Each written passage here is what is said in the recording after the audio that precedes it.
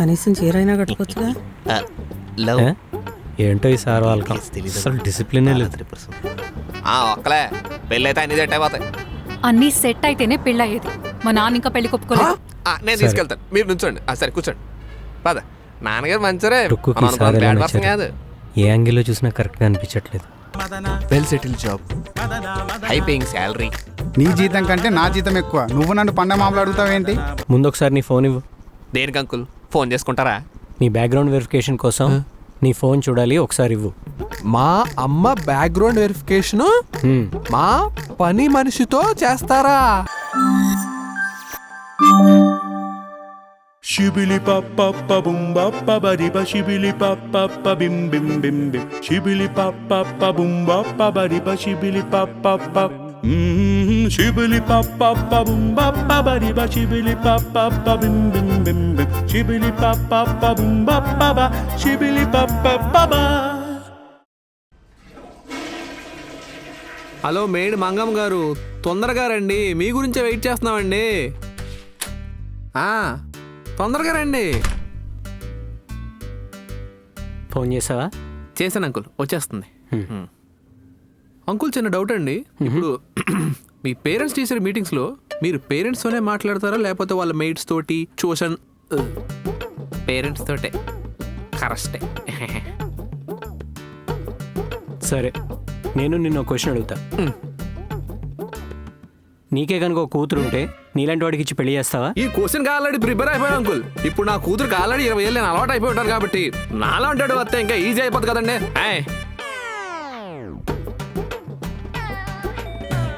Made వచ్చినట్టుందండి.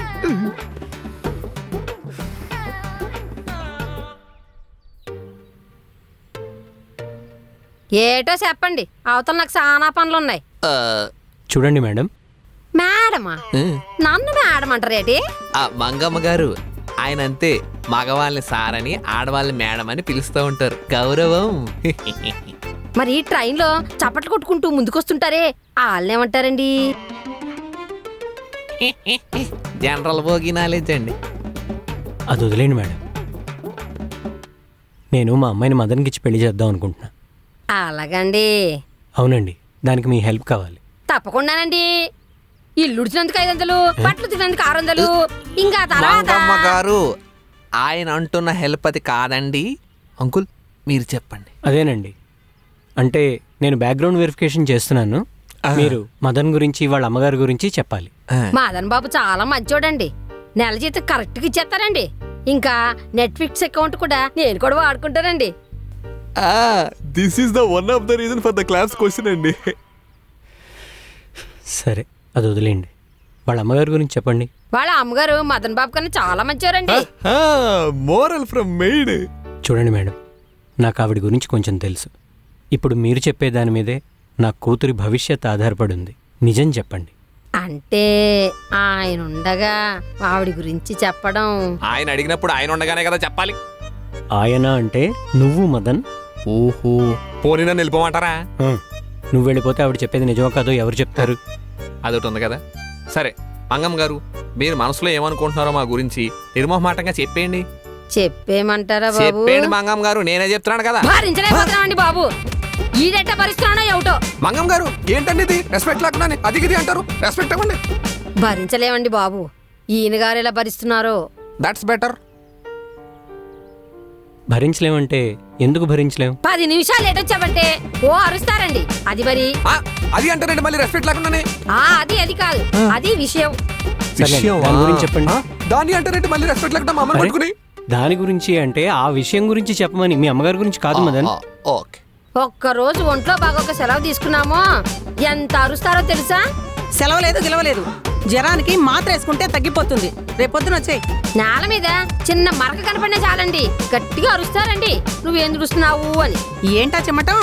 Sofa కింద చిమ్మేవా? దాని మీదే తుడుస్తావు, మరకలు ఎలా పోతాయి? కర్మరా బాబు, చాలా శాడిస్ట్ అండి ఆవిడ. కష్టపడి బట్టలు ఉతికి అంట్లు దోమి బాత్రూమ్ గడికి రోజు అయితే. అసలు బాత్రూమ్ గడిగావా? తడి బట్ట పెట్టావా లేదా? చాలా పిసినాడదండి. నెల జీతం కూడా కట్ చేసి ఇస్తుందండి. కిందటి నెల జీతం ఇంకా ఇవ్వను కూడా ఇవ్వలేదండి. 750 ఫోన్ పే చేశా. రోజు వచ్చాను కదా మేడం. రోజు మేం లేంగా. ఇంకా ఫ్లాట్ శుభ్రంగా ఉండాలని చెత్త తీసుకెళ్లి ఎదురింటి ఫ్లాట్ లో పెడితే అయ్యగారే చెత్త తీసుకెళ్లి పారేస్తారండి. అయ్యగారు చాలా మంచోరండి. సచ్ ఔరత్ స్వచ్ఛ భారత్. అయ్యగారంటే మీరు కాదండి, ఇక్కడ వాచ్మెన్ ని అందరూ అయ్యగారు అని పిలుస్తారండి. ఓ అదంతా కాదండి అంకుల్, మామ చాలా మంచిది. మీకు ఎన్నిసార్లు బిర్యానీ ఇవ్వలేదు? ఎలా ఇచ్చారో మాకు తెలుసు. బిర్యానీ ఎక్కువైతే పడేయడం ఎందుకురా? రేపొద్దున దానికి ఇచ్చేద్దాంలే. ఆ బిర్యానీ నేనే పని మనిషికి ఇచ్చానండి. ఏంటి మీకు పని మనసు ఉందా? ఫ్రెండు చెప్పాలంటే ఇక చాలా ఉన్నాయండి. సరిపోతుందండి. నేను మొదటిసారి ఆవిడని కలిసినప్పుడు ఏదైతే అనుకున్నానో మీరు చెప్పింది కూడా అలాగే ఉంది. చివరిగా ఒక్క ప్రశ్న, మీకే గనుక ఒక కూతురుంటే మదన్కిచ్చి పెళ్లి చేస్తారా? చేయనండి. అది మదన్, చూసావా, నీ గురించి తెలిసిన మెయిడ్ మేడం కూడా నో అంటున్నారు. అంటే తనకు కూడా ఒక వ్యాలిడ్ రీజన్ ఉండొచ్చు అంకుల్, అడగండి. సరే, ఆ రీజన్స్ అడుగుదాం. ఎందుకని మేడం? వాళ్ళ క్యాస్ట్ మా క్యాస్ట్ వేరు కదండి. అది కూడా వ్యాలిడ్ రీజనే కదండి. సరే మేడం, మీరు వెళ్ళండి. కంగ్రాచులేషన్స్ మదన్ గారు. థ్యాంక్స్ అండి. మొత్తం బాకెట్టేశారు కదండి. సరే, క్లాస్కి టైం అయింది, నేను బయలుదేరుతాను. మరి బ్యాక్గ్రౌండ్ వెరిఫికేషన్ కి మా కజిన్స్ కూడా పిలవమంటారా? అర్థమైంది అంకుల్, కజిన్స్ మెయిన్ పిలుద్దామంటారా? ఇప్పటిదాకా జరిగింది నీకు అర్థం కాలేదా మదన్? అంటే అది మరి నేను రుక్కుతో మాట్లాడి నీకు చెప్తాను.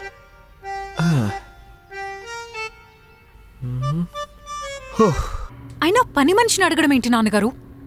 నేను కూడా పని మనిషితో అలాగే ఉంటా. అలా ఎలా జడ్జ్ చేస్తారు? అరే, నేను ఆవిడతో మొదటిసారి మాట్లాడిన దాన్ని బట్టి, ఆ తర్వాత మెయిడ్ మేడం మాటలను బట్టి చెప్పాను.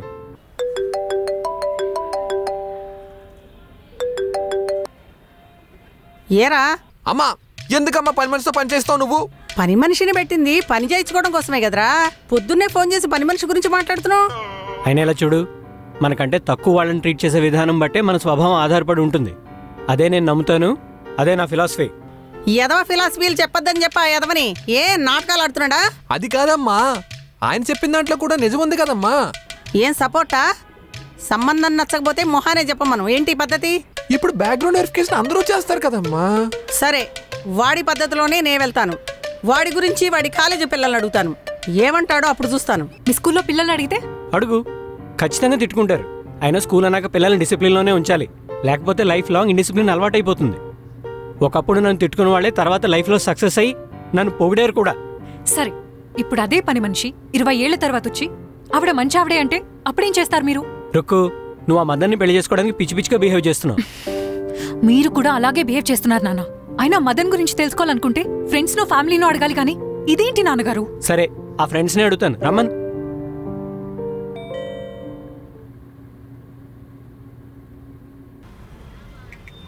ఎవరండి? క్యూపిడో ది బైక్ రైడర్. నువ్వేమైనా బుక్ చేసావమ్మా? లేదు నాన్నగారు. ఎవరొచ్చారు? లేదు, నేనే వచ్చాను. ఇతను ఎందుకు వచ్చాడు? అలా ఎలా వచ్చేస్తారు సార్? నా పేరు మునుస్వామి, మదన్ ఫ్రెండ్ని. మీతో కాసేపు మాట్లాడాలి. ఇలా ఫోన్లో ఎంక్వైరీలు, పని మనుషులతో మాట్లాడడం ఏంటి సార్? నేను మదన్ ఫ్రెండ్ని, నన్ను అడిగండి చెప్తాను.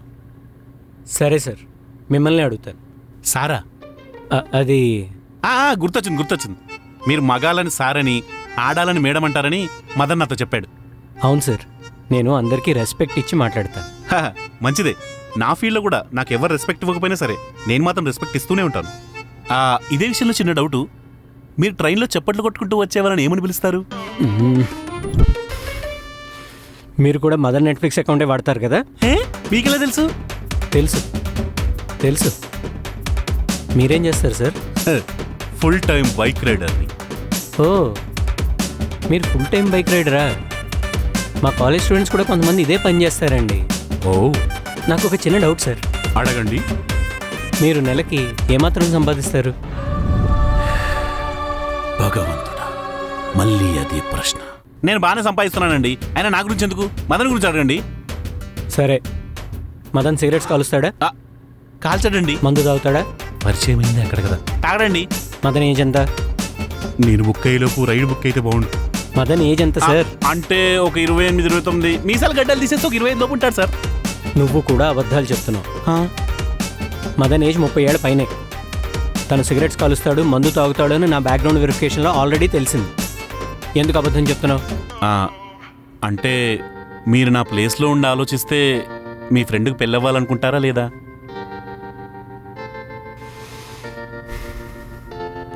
సరే, నువ్వు నా ప్లేస్లో ఉండి ఆలోచించు. నీకే కనుక ఒక కూతురుంటే మదన్ లాంటి వాడికి ఇచ్చి పెళ్లి చేస్తావా? చేయండి సార్. అది నాకు కావాల్సింది. చూసావా, బెస్ట్ ఫ్రెండ్ అయ్యుండి కూడా పెళ్లి చేయనన్నాడు. అతని రీజన్స్ ఏవో అతనికి ఉంటాయి కదా నాన్నగారు, ఒకసారి అడగండి. అడుగుతాను, ఆ రీజన్ కూడా అడుగుతాను. ఎందుకు చెయ్యవు? అంటే నాకు ఇప్పుడు పిల్లలు లేరు. ఒకవేళ అమ్మాయి పుడితే మదన్కి తనకి ఏజ్ గ్యాప్ ఎక్కువ ఉంటుంది కదండి. అందుకే చేయను. కనీసం 40 ఏళ్ళ గ్యాప్ ఉంటుంది కదండి. అది కూడా వ్యాలిడ్ రీజనే కదా నువ్వు నాన్న. మదన్లా మాట్లాడుకో. మదన్ అబద్ధాలు చెప్తాడు, సిగరెట్లు కాలుస్తాడు, మందు తాగుతాడు. వాళ్ళ అమ్మగారి పద్ధతి నాకు నచ్చట్లేదు. అసలు ఈ పెళ్ళి ఒప్పుకోవడానికి నాకు ఒక వ్యాలిడ్ రీజన్ కూడా కనబడట్లేదు.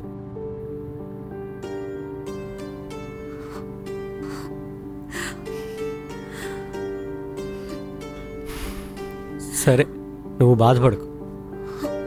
ఇలాంటి రీజన్స్ కూడా ఎలా ఒప్పుకోమంటావమ్మా? సార్, బ్యాక్గ్రౌండ్ వెరిఫికేషన్ అంటే ఆఫీస్లో కూడా చేస్తారు కదండి. ఒకసారి అక్కడ కూడా చేయండి, తర్వాత డిసిషన్ తీసుకోండి. సరే, అది కూడా చేస్తాను. అప్పుడైనా నువ్వు నా మాట వింటావేమో చూస్తాను. చూడు రుక్కు, మదన్ తప్పని ప్రూవ్ చేయడం నా ఉద్దేశం కాదు. నువ్వు హ్యాపీగా ఉండాలి. నువ్వు హ్యాపీగా ఉంటేనే నేను హ్యాపీగా ఉంటాను. నువ్వు బాధపడితే నేను ఇంకా బాధపడతాను. ఇది మాత్రం గుర్తుపెట్టుకో.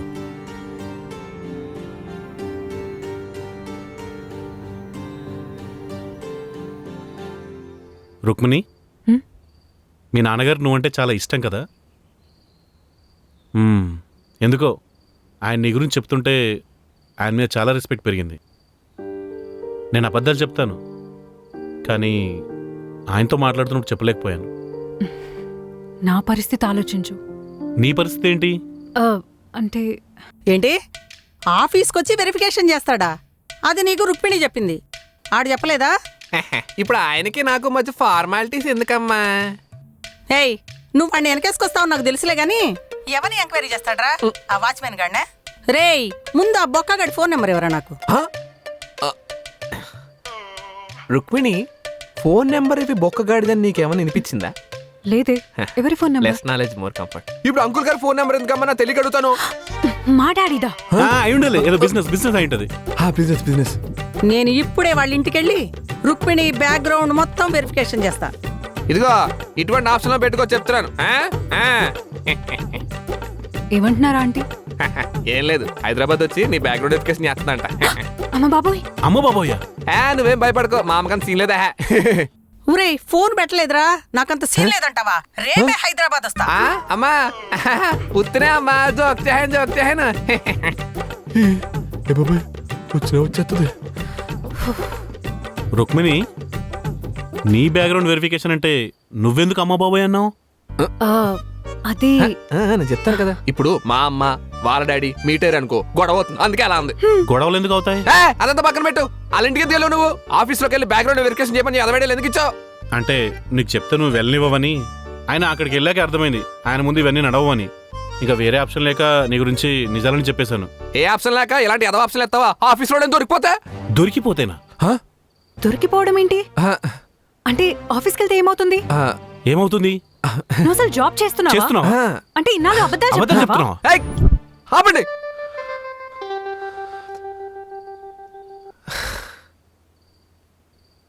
రుక్మిణి, నేను ఏదో చెప్తున్నా రుక్మిణి.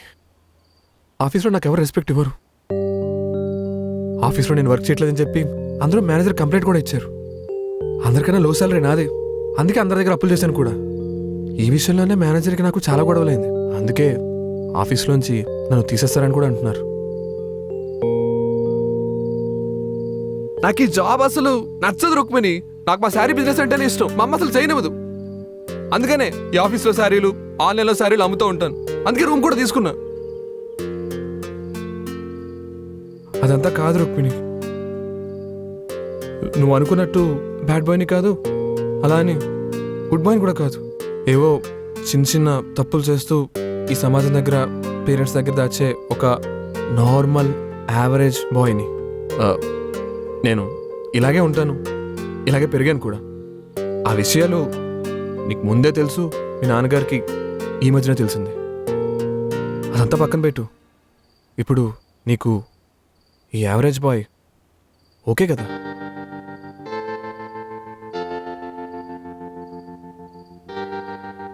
ఏంటి ఏం ఆలోచిస్తున్నావు రుక్మిణి? నా గురించి కూడా నీకు చెప్పాలి మదన్. నేను నువ్వు అనుకున్నట్టు గుడ్ గర్ల్ని కాదు, బ్యాడ్ గర్ల్ని కాదు. నేను కూడా ఒక యావరేజ్ అమ్మాయినంతే. అందరి ముందు ఒకలా ఉంటా, నాన్న ముందు ఇంకోలా ఉంటా. అంటే నాన్నకి తెలియకుండా చాలా తప్పులు చేశాను. టూర్స్కి వెళ్ళాను, ఆయన స్ట్రెస్ తట్టుకోలేక మందు సిగరెట్ కూడా అలవాటు చేసుకున్నాను. ఇంకో పెద్ద అబద్ధం, నువ్వు నా సెకండ్ బాయ్ ఫ్రెండ్వి కాదు, థర్డ్ బాయ్ ఫ్రెండ్వి. తాడా? నాకు 2 సార్లు బ్రేకప్ అయింది. వాళ్ళిద్దరితో బ్రేకప్ అయ్యాకే నాకు నువ్వే కరెక్ట్ అని డిసైడ్ అయ్యాను. ఇంకొక విషయం మదన్, నేను నిన్ను నమ్ముతున్నాను. నువ్వు నాకు ప్రపోజ్ చేసిన రోజు కంటే ఈరోజు ఇంకా ఎక్కువగా నమ్ముతున్నాను. లైఫ్లో నువ్వు ఎలాంటి మిస్టేక్ చేసినా నేను నిన్ను అర్థం చేసుకుంటాను, నీకు సపోర్ట్ చేస్తాను. మరి నువ్వు నన్ను అడగవా రుక్మిణి సపోర్ట్ చేస్తావని? నువ్వు ఆల్రెడీ చేస్తున్నావు కదా. ముందు రేపు ఆఫీసులో పరిస్థితి ఏంటో అది చూడండి. ఏముంది, నేను ఆఫీస్లో కొలీగ్స్ మేనేజ్ చేస్తాను కదా. వద్దు మదన్, అలా చేయకండి. ఇప్పటికే చాలా అబద్ధాలు ఆడారు. ఇంకా దీన్ని కంటిన్యూ చేసి ఆయన మోసం చేయకండి. ముందు మీ ఇద్దరు కలిసి ఆయన దగ్గరికి వెళ్ళి నిజాలు చెప్పండి. ఆయన అర్థం చేసుకుంటాడు, నాకా నమ్మకం ఉంది. మా నాన్న నేను ఇలాంటి అమ్మాయినని తెలిస్తే అస్సలు తట్టుకోలేరు. నేను ఎంత స్ట్రెస్ అయినా తీసుకుంటాను, కానీ ఇది మాత్రం నా వల్ల కాదు. అది నిజమే, నేను రుక్మిణిని సిన్సియర్గా లవ్ చేస్తాను. మాకు వేరే ఆప్షన్ కనిపించట్లేదు.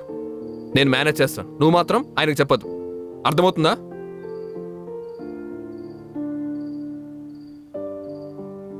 ఏమైంది, నువ్వు గిల్టీగా ఫీల్ అవుతున్నావా? ఆ, కాదు రుక్మిణి, నన్ను నమ్మావు కదా, నేను చూసుకుంటానంతని. సరేనా? మ్, సరే అను. సరే. నువ్వు కూడా సరే అనాలి. ఏడవండి ఏదో ఒకటి.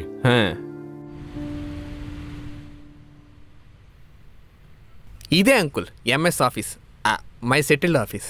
పదండి. ఏమవుతుంది ఏటో. ఎక్కడ చచ్చాడు? శ్రీధర్, శ్రీధర్. ఏమయ్యా ఫోన్ ఎత్తవేండి నువ్వు అసలు? శ్రీధర్ అది ఈడే మా మేనేజర్. ఈయనే మా మేనేజర్, ఈయన మా మామయ్య. ఎవరైనా నాకు అనవసరం. ముందు బోల్డ్ అంత పెండింగ్ వర్క్ ఉంది, వెళ్ళి ఫినిష్ చేయి. చేస్తాను. ఒక్క 1 అవర్ చిన్న పర్సనల్ మీటింగ్ ఉంది, కంప్లీట్ ముందు నీకు ఇచ్చిన వర్క్ కంప్లీట్ చేసి పర్సనల్ పనులు ఏమైనా ఉంటే తర్వాత పెట్టుకో. అయినా నీకు ఎన్నిసార్లు చెప్పాలి, వర్క్ అంటే ఒక డిసిప్లిన్, ఒక రెస్పెక్ట్ ఉండాలి. టాస్క్ లైన్ ప్రయారిటైజ్ చేసుకోవడం తెలియాలి. ఎలా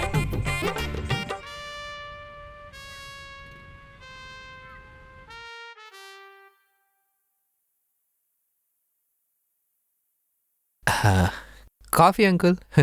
టేస్ట్ కోసం డికాషన్తో పాటు డిసిప్లిన్ కూడా యాడ్ చేశా. ఇందాక జరిగిన దాని గురించి పట్టించుకోకండి అంకుల్. ఆఫీసులో మేనేజర్ అంటే ఎవరికీ పడదు. నాకు గనక ఛాన్స్ వస్తే ఫస్ట్ అతనే చంపేస్తాను. నాకు ఆడంటే అంత కోపం. ఏంటి ఆలోచిస్తున్నారు? ఫ్రెండ్స్ సెట్ చేశాను, విజిలేస్తే వచ్చేస్తారు. టయానికి రాదు ఇది. మీ బ్యాక్గ్రౌండ్ వెరిఫికేషన్కి మీ మేనేజరే కరెక్ట్ అనుకుంటున్నాను మదన్. ఏంటి, నా బ్యాక్గ్రౌండ్ వెరిఫికేషన్ నా మేనేజర్తో చేయిస్తారా మీరు? నువ్వు సరిగ్గానే విన్నావు.